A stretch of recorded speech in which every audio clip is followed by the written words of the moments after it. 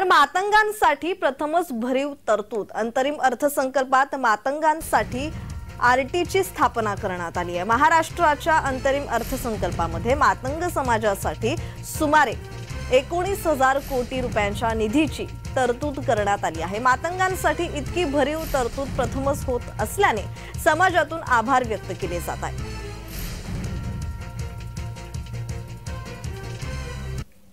राज्यातील पर्यटकांना आणि भाविकांना किफायतशीर दरामध्ये उत्तम सुरक्षित सुविधा पुरवण्यासाठी श्रीनगर जम्मू काश्मीर आणि श्रीराम जन्मभूमी अयोध्या येथे महाराष्ट्र भवन बांधण्याचा निर्णय घेतलेला आहे। महाराष्ट्रातील अनुसूचित जातीमधील क्रमांक 2 ची लोकसंख्या असणाऱ्या मातंग समाजासाठी Annabhau Sathe research and training centre म्हणजेच आरटीची घोषणा राज्य सरकारने केली। या घोषणेमुळे मातंग समाजातील बुद्धिजीवी, शिक्षित आणि सर्व स्तरातील समाज बांधव हे सुखावले आहेत। आरटीच्या माध्यमातून मातंग समाजातील स्पर्धा परीक्षाची तयारी करणाऱ्या युवक युवतींसाठी तसेच स्किल डेव्हलपमेंट किंवा इतर प्रशिक्षण घेणाऱ्या इच्छुक असणाऱ्या विद्यार्थ्यांसाठी ही महत्त्वाची घटना ठरलेली आहे।